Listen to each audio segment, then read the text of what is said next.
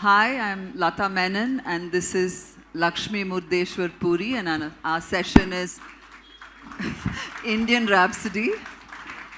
Before we begin, there's a small video that Lakshmi would like to share with you.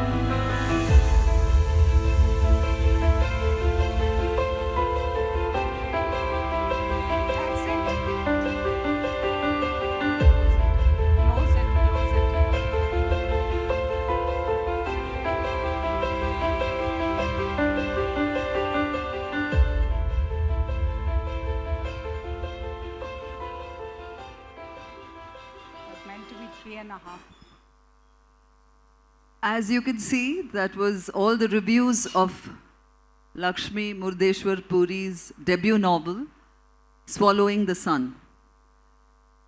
It's a very bold and a sweeping debut, a tapestry woven with the threads of rebellion, sisterhood, and history all layered together. It covers a canvas that stretches wide, capturing the turbulence of India's freedom struggle and the lives it transforms. At the heart of it are two characters, Malti, who's fierce and fiery, and Kamala, who's gentle and steady. A pair of sisters bound not just by blood, but by an unyielding spirit. Their journey begins in a quiet village in Ratnagiri, Maharashtra, where the whispers of change first stir. Their destiny then takes them to a boarding school in Indore, where horizons widen, and then they travel to the bustling streets of Bombay and the sacred ghats of Banaras, where again their destinies and dreams collide. The independence movement forms the backdrop, an ever-present tide shaping their thoughts, choices, and lives. With a vivid cast of characters and a story steeped in the fervor of liberation, the novel paints as well as sings a portrait of a nation and two young women discovering their power amid the echoes of a revolution. Vanakkam Lakshmi to Chennai, and let's begin. Before I start our conversation, could I ask you to share the Abang of Muktabai? Thank you, Lata, and it's a privilege to be in dialogue with you. Thank you. You are in the creative industry as well. Yeah. And I've just made my debut into the literary world.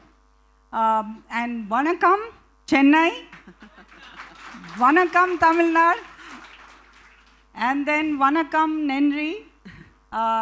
Her son-in-law, by Nirmala. the way, is Tamil. I'm going to talk about, yes. And Vanakkam Nenri, Nirmala ji and Rachna, Rachna ji for giving me this very powerful platform. I can see how this city and this state is not only the cradle of Indian civilization and culture and literature, but you still have a very thriving readership. And that's what is very much demonstrated here. So I'm very happy to be here and privileged. And you mentioned the personal connection. Yes, my son-in-law and some of my relatives are here from Chennai. And also, if I may mention the book, Personal Connection, and that is that David Davidar is a Tamil, and he is the one who believed in the novel and brought it into the world. So that's the other Tamil connection, if you will. So your question about Abhanga and Muktabai. Muktabai was this 13th century teenage saint who wrote 41 verses in her short life of 18 years. And I was always possessed by this Abhanga of hers since childhood. It's a surreal poem, and of course, always dedicated to Vithoba, the Varkari god of Vishnu, the form of Vishnu and Krishna is worshipped in Maharashtra. And so she said this, and I quote, Mungi udali akashi, tine gilde suryashi, thor navlav zhala, vaz putra prasavla, vinsu patalasi zai, shesh matha bandi pai, mashi vyali, ghar zhali, dekhoni muktai hasli. The ant flies into the sky, she swallows the sun. Another miracle, a barren woman gives birth to a son. A scorpion burrows down to the nether realms. The snake king Shesha bows at its feet. The housefly begets a hawk. Muktabai sees all, Muktabai laughs. So the meaning of this, as I took, and it's of course open to interpretation always, which I took and which I have then woven as a theme of this novel, and the title, Swallowing the Sun, is derived from that, is that if you have faith, if you dare, if you persist, anything that seems impossible becomes impossible. You know, something is only impossible until it becomes possible.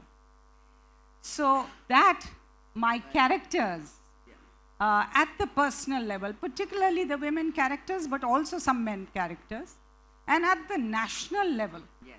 how they strive to achieve the impossible, how they strive to be extraordinary, how they break boundaries, and how sometimes it, of course, ends in tragedy, but most of the time it ends in triumph. So that is the spirit in which this is this. And so this is a kind of epigraph of the book. And it cuts across all the other themes, because mine is a multi-genre novel. It's an epic love story. It is, as you said, about the freedom movement. It is a coming-of-age tale.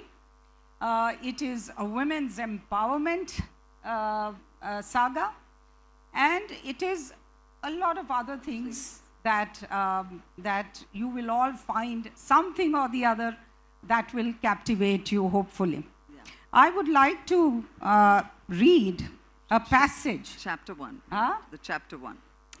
So I would like to read a passage which on this Muktabai. Muktabai, yeah, the Muktabai. Yeah. So how it gets applied. So that she talked about how Malti is the main protagonist of this novel. And she goes from being this little girl in a farming village in Ratnagiri to becoming eventually a lawyer and defending freedom fighters. So when she is in Elphinstone College, there are times when she feels that she is going to lose the privilege of being who she has become. So I want to read that passage.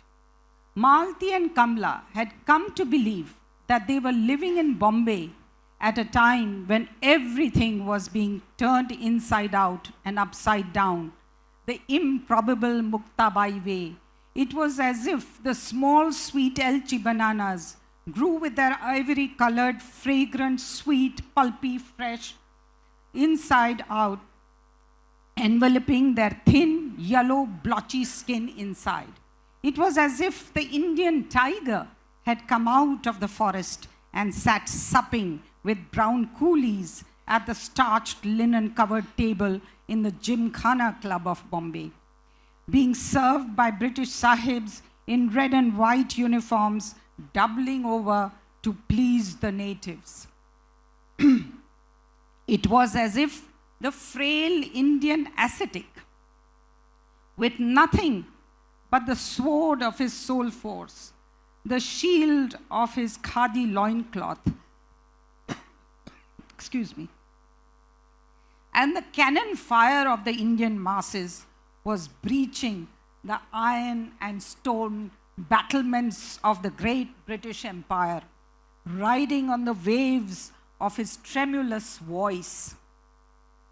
They cherished their freedom to become part of this miracle making, even if as a tiny particle. They did not want to lose that privilege. Thank you, Lakshmi. This.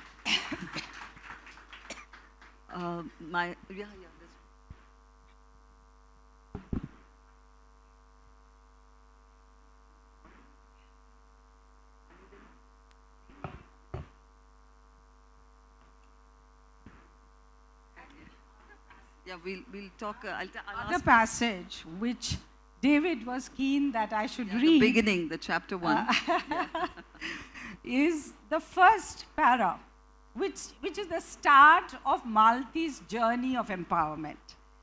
And It starts in the village of it's Ratnagiri. called The Big Fight. Yeah, the big fight. And these are two girls, Kamla and Malti, who go to an all-boys school. And how they then have this big confrontation. The excitement flew around in shards and rattled within Malti. Her head had become a two-sided drum. Bhika, her burly classmate, had ballooned into a demon drummer, tapping gently on her head with his claws. Tap, tap, tap, then fiercely pounding on it with sticks to rouse it into a dham, dhama, dham beat of the festive dhol tasha, a prelude to their wrestling match. So she's used a lot of tal and a lot of beat and music to write her prose. So her prose is lyrical as well as her poetry is as well. So now I'm going to talk about her other avatar, she was once a diplomat. She still continues to work in different spaces, but as a diplomat, as a voice for human rights, what stirred this cry for fair education? Was it a moment, a raw and unforgettable catalyst that set your heart on this path? How did your years of witnessing the world's truth shape this cause, and how do these echo now? How do these echoes now weave through your journey as a novelist? Well, I think even before the, my UN journey, which includes my building up the first ever global organization to promote gender equality and women's empowerment, I have been a feminist, and also my parents have been feminists. So this theme of women's empowerment, but also through education, has been something that has been demonstrated within our family by my mother's journey, and Malti is very much inspiring. Malti is been inspired by my mother, and Guru by my father, and Baba is very much inspired by my grandfather, who was ahead of his times, very much influenced by Maharshi Karve, the social reform movement, by the way, which Ratnagiri was a center of. So all of that naturally fed into this. But more generally, I would say that my stint at UN Women convinced me that the best way to spread the message, to change patriarchal mindsets, to advance the cause is through storytelling. So nothing is more powerful than telling a story and showing it. And so that's how the themes of all the themes, child marriage. Yes, you've covered everything. I've covered child marriage, maternal mortality, child motherhood, and the dangers of maternal mortality, that women can do anything and be anything through education, sexual liberation. All of that has been covered. So the entire range of issues of women's self-realization, which is also about Muktabai's years, that everyone has, and also beyond women, again, UN values the indomitable human spirit. And as I said, everyone has a right to realize their potential, and that includes women, but also in the colonial context.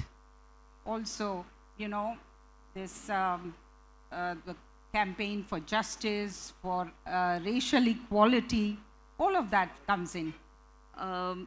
Now, how has the love and wisdom of your family shaped the way you see the world, like you mentioned? And how does it live in the words that you write? From from your early childhood to the woman you became, and then the writer you are now, how has that bond, that deep connection shaped your heart and your craft? And the parallel you've said in Malti's story, your protagonist, you said, is named after your mother. What does family mean in your book, in your novel? How does it drive her through her journey, through the freedom struggle, through her love? How does this whole narrative travel? So, this novel is very much, as my friend Malashri Lal says in a very evocative poem, she says, may you honor your ancestors whose genes sleep deep within you, those who fought for freedom and kinship, for little women, and I would add men such as you. So that is the spirit in which this novel was written. And yes, the family is the first unit of liberation. If it becomes an enabling milieu, it provides an enabling milieu, as this novel shows. Father is taking the initiative. Mother has doubts, but she goes along. And in fact, her dying wishes that her daughters should not suffer the same. So family is in fact a very empowering and crucial and critical element of taking this, this empowerment forward. but also it's important to perhaps recall that this is a very special era. And you asked about the freedom movement. I have tried to memorialize through personal and through the intertwining of personal history with national history, an era which was really tumultuous, but also one of the most transformative for India and for young people today. It's important to recall that because it resonates with the present. We are the youngest youth-rich country, and also we have the largest population of young people in the world ever and in history.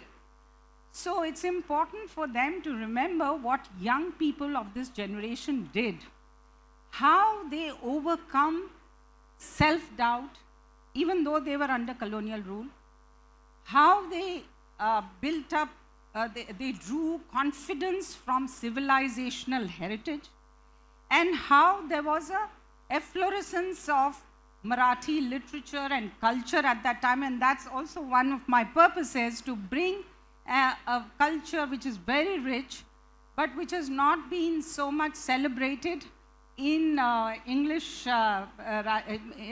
literature, but also to bring it to the rest of the country. Sometimes we need to know each other's literature and culture.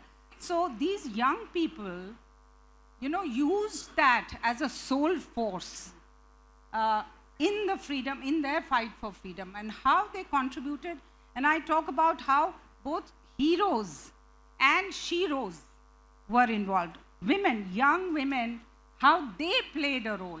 That it was not only the big leaders out there who delivered independence for India, but it was these everyday heroes and sheroes, without whom the Gandhis and the Nehrus and Annie Besants and others would not have been, successful. So that is something that I've tried to also bring back and also highlight the women's role in that. And she's very much enabled, and she's, of course, some of it is without the knowledge of the father or the family, but nobody's stopping them. And they have the freedom, and they exercise that freedom, including later when she's defending freedom fighters. And by the way, Annie Besant, who is very much associated with Chennai, plays a cameo role in this, and you must read about her. Also Jiddu Krishnamurthy, characters whom Malti and Kamla meet and how they influence them. Yeah. So Lakshmi's book is a kind of, it started as a biography, which then became an autobiography, then became a fiction. it is like spanned many journeys, so I'm going to talk about what she said. She said that the book began as a tribute first to her parents, whose lives were entwined with the forgotten freedom fighters of the nation. But then came the letters. She discovered the love letters that her parents wrote to each other, 148 fragments of their love written across distance and time. These words transformed the story, turning biography into a sweeping tale of love. How did these letters breathe new life into your narrative and guide its transformation, as well as the poetry which makes your novel sing? There is a lot of poetry in the book which makes it very evocative, and I'd like Lakshmi to read the letter as well as possibly recite a poem. Thank you.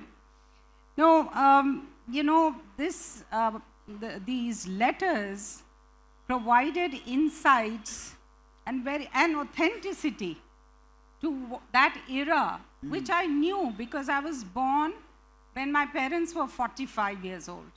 So I somehow lived in a different era, meaning I lived in their era, so I was able to really recreate it and build that world. But those letters, the discovery of those letters in a tin trunk, 148 them we were able to retrieve, but there were many more, meant that I got insights like no other. And but for David's exercising discipline on me, many more letters would have found their way into the book. But let me tell you the context in which I have used those letters. When Malti goes to Banaras to work so that she can support Guru, first as her lover, later as her husband, he is a compulsive letter writer. And so, you know, this kind of long distance relationship is nurtured through these letters. So let me read very quickly. So alive were Guru's letters that they threatened to incarnate into Malti's alter ego, teasing her mind with riddles about the universe, dipping into her soul in contemplation, whispering confidences into her ears, serenading her unabashedly, touching her body with a feather of his words, giving advice when she was in a quandary, affirming her actions when she took adventurous decisions, sharing her disappointment at setbacks, yet not allowing her to rue her mistakes. And then I think, let me read a portion of a letter. So Malti scolds Guru that he is not studying well enough, and here she is working so that he could finish his law and, you know, shine. So he says, I have already made some unsuccessful attempts at serious reading of law, and that ill success I attribute to that sweet, loving girl whose naughty eyes are now running over these lines. No sooner would I begin reading seriously, there would an elfish creature float into my room, humming melodious ditties in my ear. The fringed curtains of thine eyes advance and say what there thou seest yonder, and command me, and on my obeying would be enacted 1,000 all too familiar scenes, memories or dreams in which that sweet elfish creature aforesaid would take the prominent part along with me. It's a love letter that she discovered of her parents, and she could reuse it. This is you want to have that love song also, Yes. Lakshmi? Yes. Yeah. So there are a number of poems Yeah. that have been used. My father was poet himself and loved poetry. You know, like my one of my poetic friends has written a poem on a poet saying that he's married to bird song. So my father was like that. He lived poetry. He would talk in poetic terms. So many of his poems were written down in a book which he gave to me of the great Marathi poets. So I've used them. One of them, of course, I've used them to illustrate significant milestones and also illuminate certain emotions at critical times. So one of them is a poem which he recites at their nuptial night, which has come. They have got married after a 7-year, what today you will call dating. Those days it was called courtship. So after a wait, their marriage is being consummated. And then Guru chooses a poem which is about unattained love. So it is a poem called Sangam Utsuk Doh, that is pond eager to meet the ocean. And it goes like that.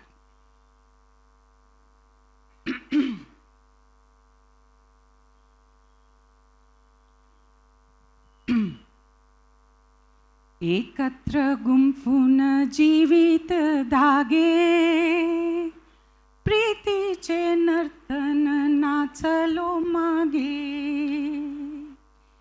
एकटा उभा मी येथे भोवती शोधी प्रियते ना दिसे का कोठे सोडून गेली हाले ना बोले ना करे ना केली होऊनी मग्न त्या क्षणी धावती येती साजणी देशिले ना मग कसून खेप बांधतील वर तोरण देव बाजत जंगल मंगल गान कड्यातून खाली लोटून प्राण होऊनी काशाय रंग प्रेमाने बेहोश दंग पाऊगे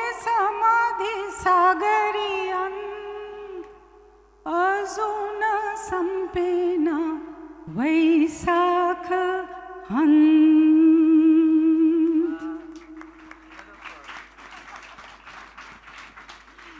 That was lovely, Lakshmi. Beautiful.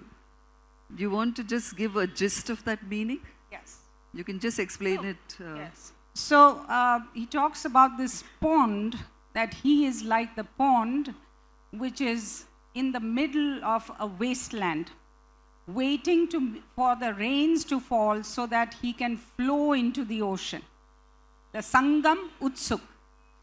So flow into the ocean, and then he goes on to say how the gods have made the bowers for our wedding, how the peacocks are dancing, how the musicians, the minstrels are singing, but then and then we are ready to fall into the ocean, but alas, the season of Vaisak has not ended. And the rains have not come. So that's. I think I'm going to make Lakshmi recite more poems. There's one thing which is special for Chennai, that it's connected to the sea. Yes. But it's so I have this question, which is the hearts of Chennai Vasis are deeply tied to the sea through its waves, its stories, and its spirit. So there is a little poem here called Koliache Geet, which is in page 369, and it speaks of what the sea means to the community, its life, its resilience, its soul. I would like you to share it with us. There's a lot of the sea in the story. novel. In the story. Because of Bombay, because of Ratnagiri. Yeah. So you will resonate to a lot of that. So this is a poem by Kanekar. It's a fisherman's love song, and he's likening the sea to himself and the boat to his lover.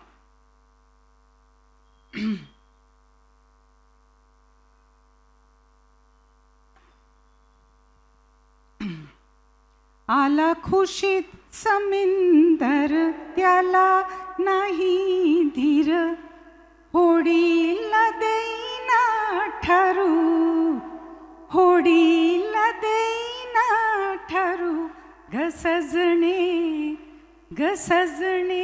होडीला बघतो धरू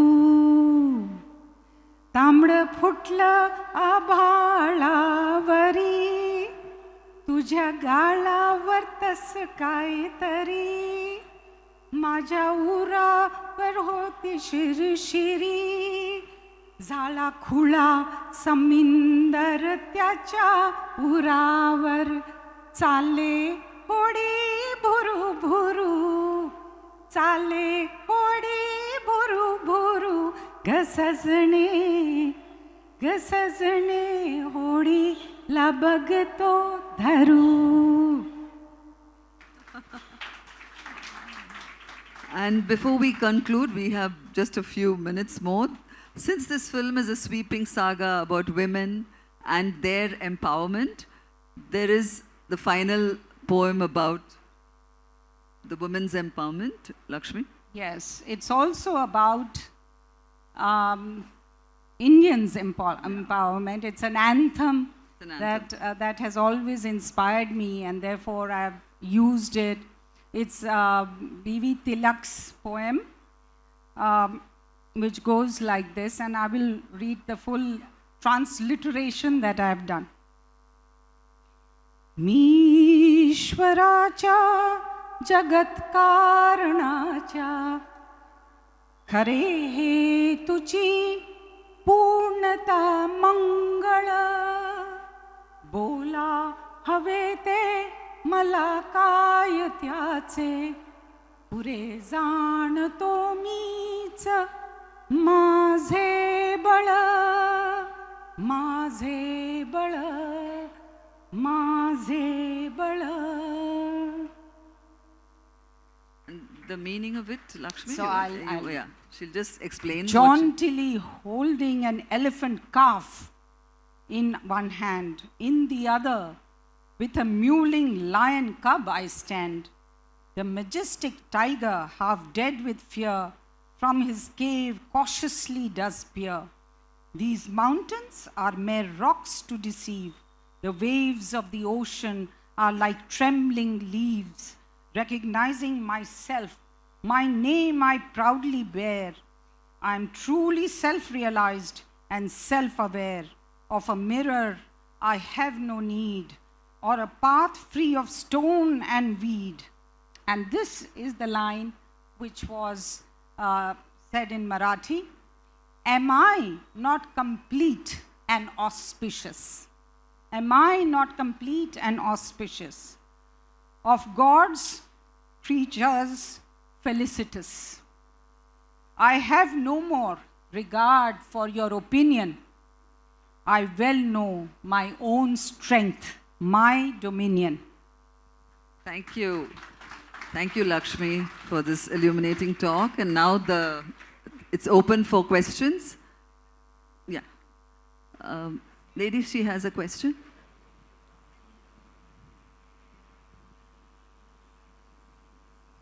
You are a multifaceted personality. What made you take up writing a novel at your age? I mean, Yes. Well, it was a story that was wanting to be told for decades.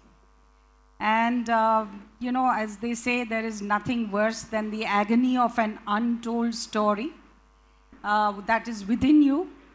And I started then writing it, and the inspiration I've already mentioned. I wanted that era to be, really brought to the young people of today, because India is also at that inflection point when we are also looking at another kind of independence, another destiny of 2047. So I wanted to bring that era, which is so significant and which has so much to teach us today, to life. The other aspect that, as I said, was very much in my heart, I've already mentioned, was to bring the story of my parents.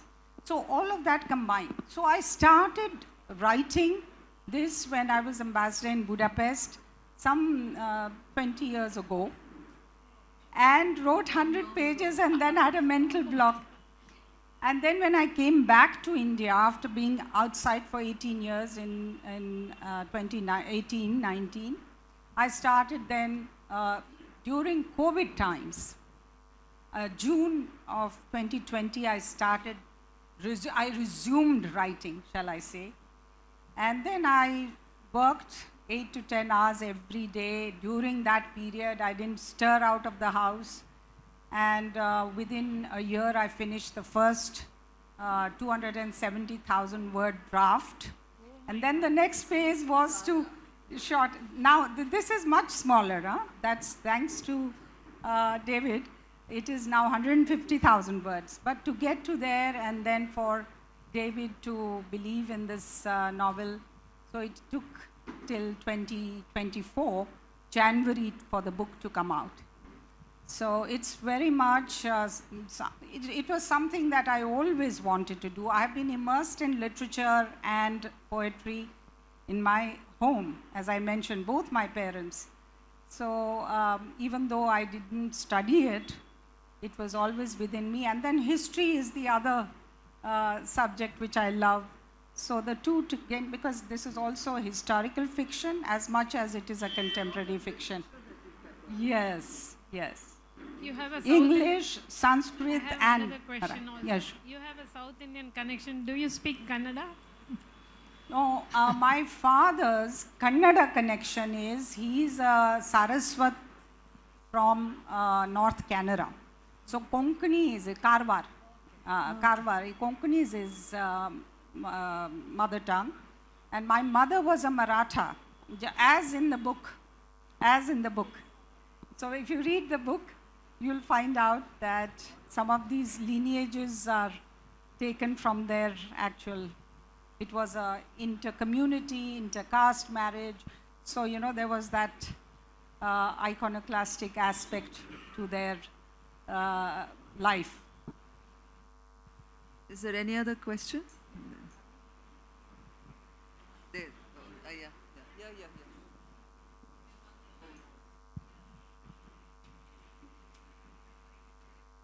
Voice is loud enough. What is your next literary venture? Are you getting into another genre? Are you planning to write something else? Looking forward. Thank you, Sudhaji. Well, yes, I'm planning one or two projects, possibly a sequel, and also something, you know, many people have asked, how come you've been in the world of diplomacy, most importantly, been in the UN world, global diplomacy, how come you have not written something about that world? So maybe something on that, maybe, but both fiction. Yes. And yeah, I think it will be something similar in terms of the sequel, but another generation. Yes, a whole new generation. Hi, ma'am. Hi. Ma'am, this is a question for the current youth. So basically, the story dwells in the period of Indian independence. So what is the takeaway for current generation women to deeply look into the which aspect and which view should we look into the book? Because we live in a different generation with different thought process and everything. So what is it that we should, as youth, should look into in this book? So, you know, you will be surprised when you read this book how much in the present it is. In terms of how the women of that era found themselves, you know, realized themselves, and were unable to do that. And both the women characters, they are phenomenal women. They are the outlaw women. You know, Toni Morrison talks about outlaw women. They break the norms, they break the rules. And it happened 100 years ago. So this is an inspiration to young women today. But it's also a reminder that much has changed, but some of it has remained the same. And we therefore need to continue to work on empowering ourselves as women, and for men to continue to be the champions and stand for gender equality and women's empowerment. So it's both, you know, a reminder that it can happen. You know, nothing is impossible. Because when I was with UN Women, one of our mottos used to be that this is the most important project for humanity in the 21st century, and that it is mission possible. So that's why one of the, you know, themes of this book is about that it is possible. Even 100 years ago, some women, you know, dared, and they made it. We have time for one more question. There. Can you give the mic there?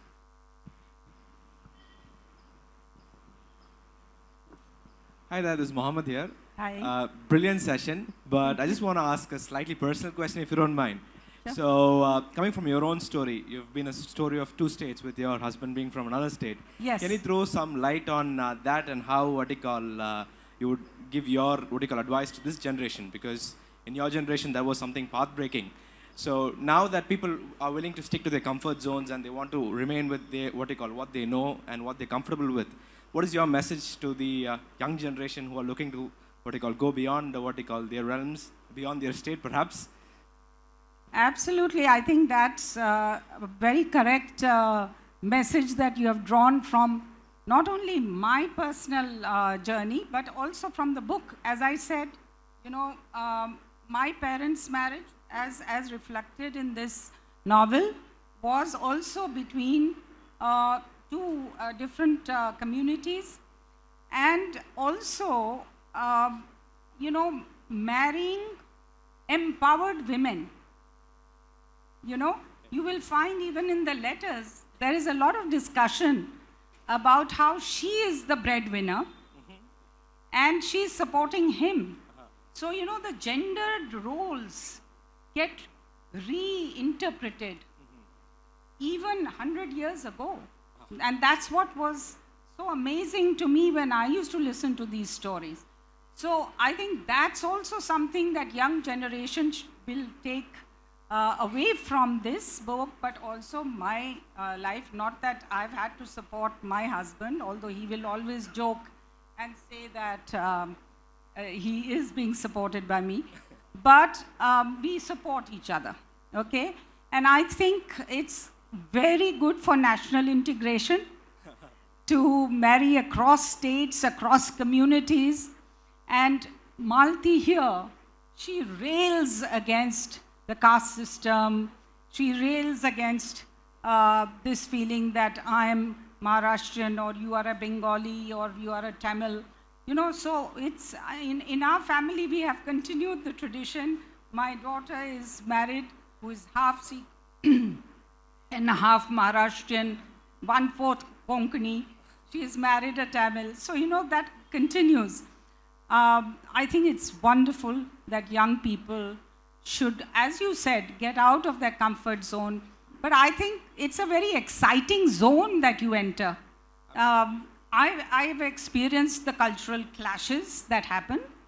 When 2 families who are from different cultures, a Punjabi Sikh family and a Maharashtrian family of a different kind, when they come together, there are initially adjustments to be made. But on the whole, it's quite, I learned Gurmukhi, I learned Punjabi, I learned, I go to the Gurdwara. He believes in he goes to the temple with, and Tirupati, we go to the Tirupati temple every year, and he carries a Tirupati medallion in his pocket every day. So that's the kind of osmosis we have had as an interstate, even interreligious in some ways, couple. It's quite inspiring. Thank you so Thank much. you so much. Thank you, audience. Thank you, Lakshmi. Thank you so much, Lata. Nandri Lakshmi, for coming to Chennai. Thanks again.